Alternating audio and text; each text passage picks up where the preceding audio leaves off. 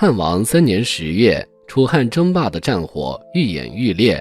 刘邦在彭城之战中惨败于项羽，导致原本依附刘邦的诸侯国纷纷选择中立，局势对刘邦极其不利。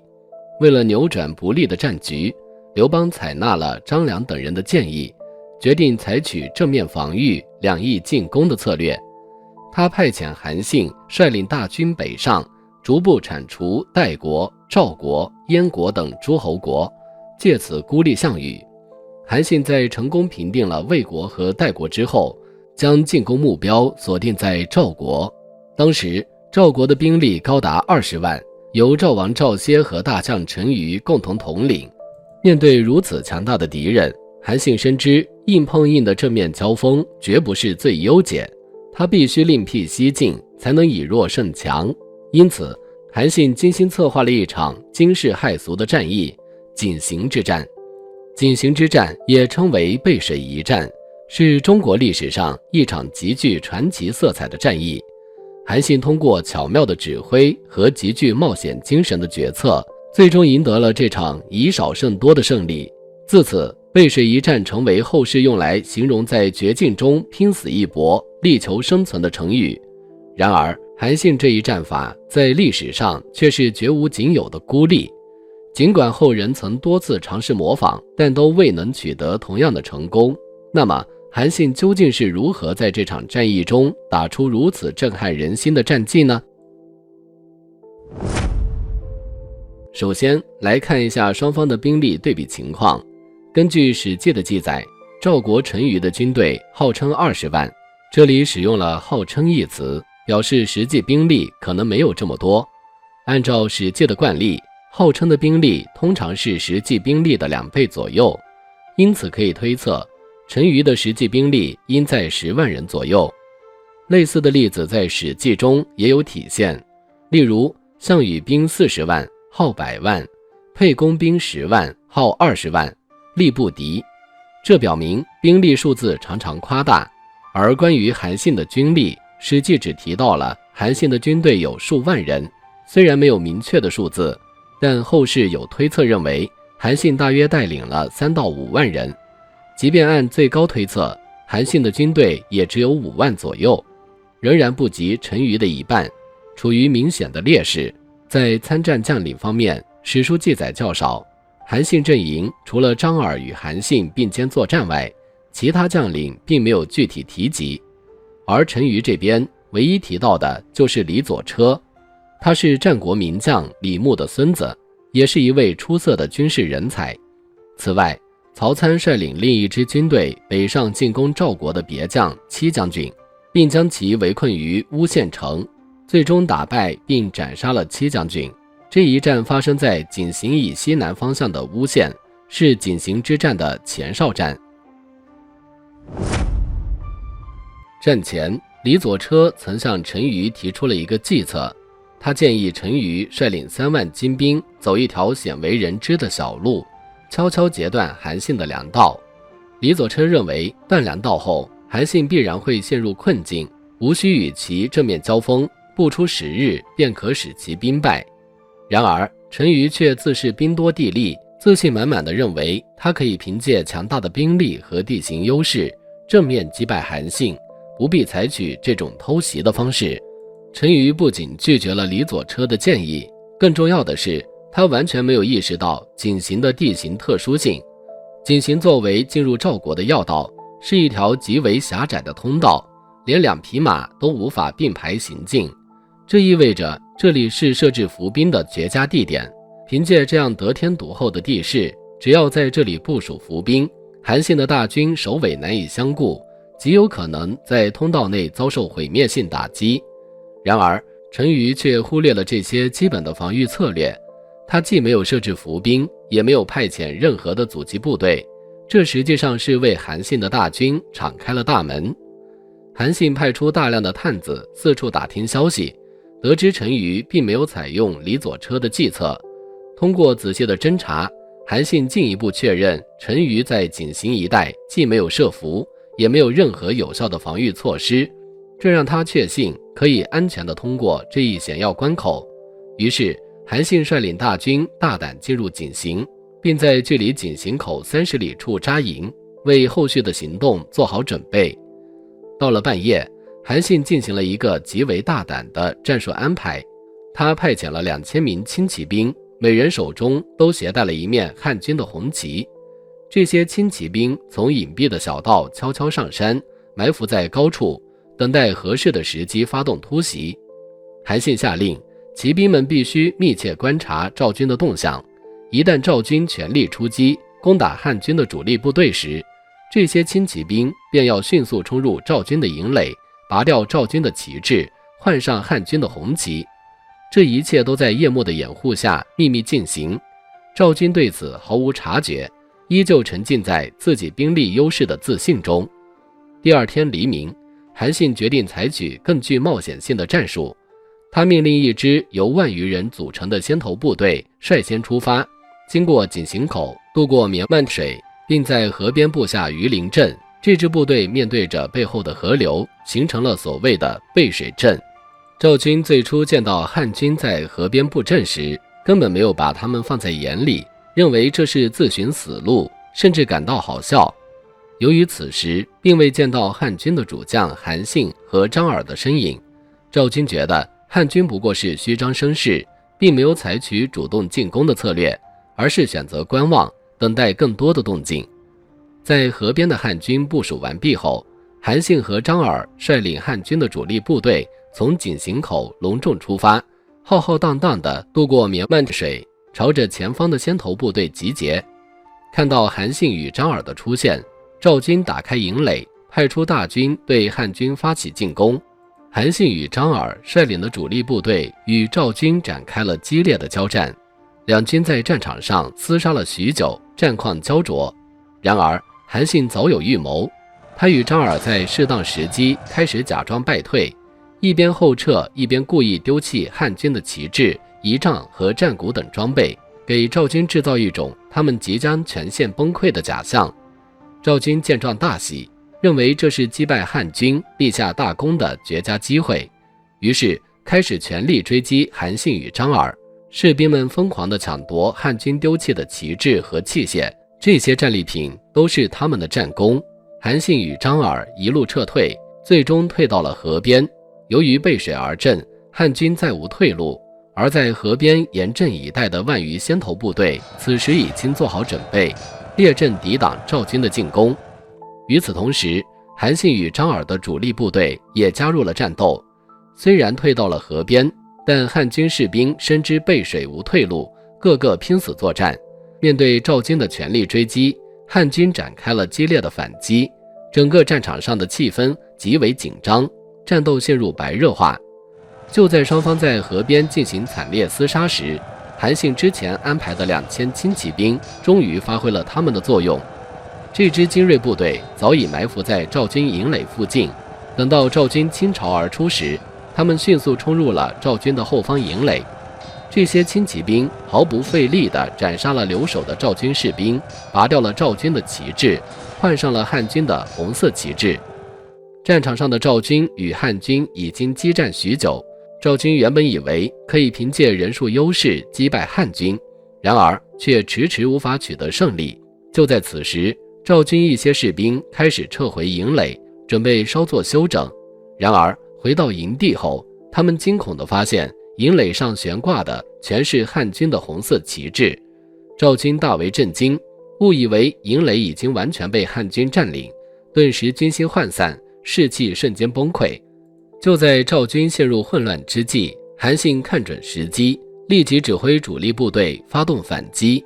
他们趁赵军士气低落之际，全力出击。与此同时，埋伏在营垒中的汉军轻骑兵也出营发起进攻。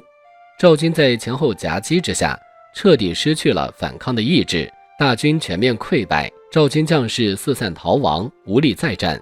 战场上尸横遍野。这场战役最终以赵军的惨败告终，陈馀在混战中被斩杀，赵王歇也被俘虏，赵国自此覆亡。韩信为什么能知道陈馀没有采纳李左车的建议？李左车给陈馀的建议，按照当时的权力结构，应该是只有赵国的高层人物才有机会知道。韩信派遣间谍能够打听到如此高级别的军事信息，让人难以置信。毕竟按照常理来看，双方交战时彼此的军事行动和情报应当极为保密，如果一方能够轻易打探到另一方的高级军事会议，那战斗的难度就大大降低了。更何况在这种战事紧张的时刻，井陉口极有可能已经被严密封锁，韩信不大可能派遣间谍进入赵国进行刺探，唯一的可能性就是韩信早已在赵国高层安插了间谍，或者通过其他隐秘的渠道掌握了赵国高层的军事动向。除此之外，还有一种可能性与张耳有关。张耳与陈馀曾是多年的至交，虽然因为巨鹿之战两人反目成仇，但张耳对陈馀的性格与行事风格一定了如指掌，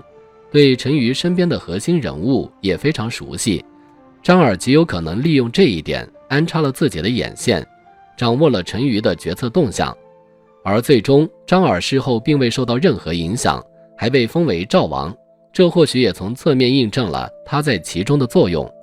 二、汉军为何在河边列阵时战斗力如此强？韩信以背水一战激励士兵确实有一定效果，但再如何激励士气，士兵终究还是人，不可能单凭精神力量成为无敌战士。激励士气并不是韩信战术的唯一目的，更多的还是要依靠谋略与战术的配合。即便是最精锐的士兵，单凭一个人的力量很难同时应对多个敌人，因此韩信的成功更多依赖于他的战略布局。首先，韩信手下的士兵必然是经过严格训练的精兵，具备极高的战斗素质。其次，韩信在河边列阵的策略极具智慧，通过列阵，汉军能够有效利用地形和战术优势，形成一个严密的阵法。反观赵军，他们一路追击汉军至河边，阵型已经被打乱，短时间内难以重新组织起有效的进攻阵型。此外，韩信在之前的一系列示弱举动，也让赵军轻敌自满，低估了汉军的作战能力。这种骄傲情绪削弱了赵军的战斗力，使得他们无法在混乱中迅速调整。而汉军在水边列阵，借助地形和阵法的优势，战斗力自然得到极大的提升。再加上赵军的进攻逐渐失去组织性，最终他们在这场战斗中无法取得胜利，反而被精心布阵的汉军所击溃。三、为什么赵军在追击韩信和张耳时没有留守营垒？从战斗结果来看，韩信派遣的2000轻骑兵轻松突破了赵军的营垒，这说明赵军的营垒几乎无人留守，这就非常令人费解。因为按照常理，赵军不应该完全空置营垒。赵军拥有10万大军，即便是留下部分兵力，哪怕只留1万人，韩信的2000轻骑兵也不可能轻易攻下营垒。然而赵军却倾巢而出，不留一兵一卒在营垒。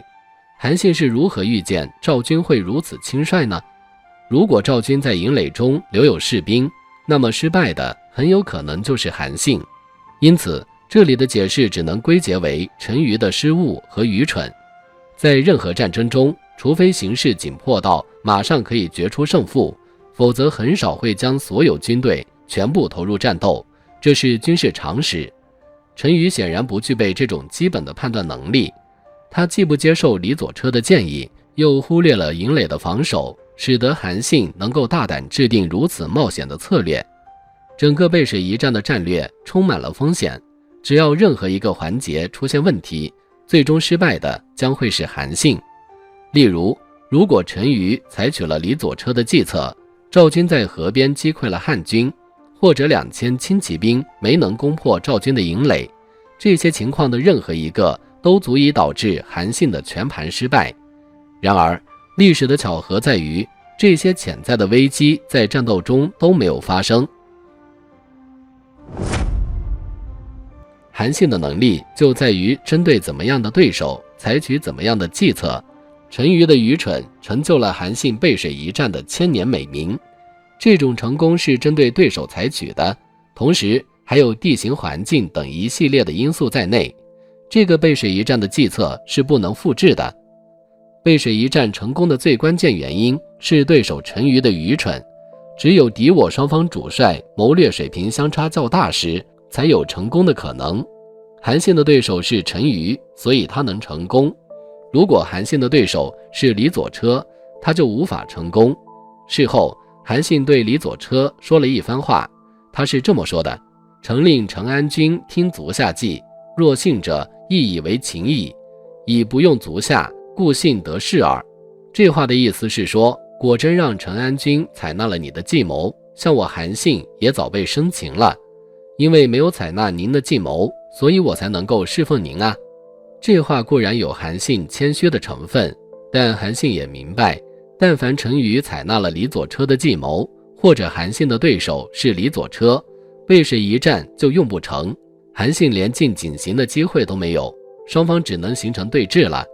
这就是对手愚蠢的原因。韩信背水一战成功，还有一个关键原因，就是情报工作做得非常好。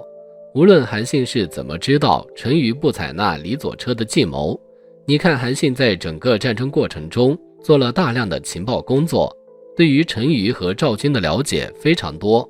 这样的谋略就是看人下策的，但前提是韩信做好的情报与间谍工作，才能做到知己知彼，方能百战而胜。韩信背水一战取胜的第三个原因就是充分利用了人性。韩信利用置身死地而后生，激励汉军将士拼命抵抗，激发出最大的战斗力。韩信还利用示弱，激起赵军的轻敌之心，在河边摆鱼鳞阵这种低级战法，让赵军骄傲，以为韩信就这点能力。韩信还利用赵军急于取胜，抛下大量的旗帜与仪仗，让赵军争夺。要知道，兵败如山倒，如果不是特别有把握，退兵时很容易形成溃败。但韩信充分地把握了敌我双方的人性，让赵军为了抢夺战利品乱了阵型，从而引发了赵军倾巢出动。这一点韩信也有赌的成分在内。韩信背水一战取胜的第四个原因就是谋略环环相扣。韩信在前一天半夜派出2000轻骑兵埋伏下来，这是暗手；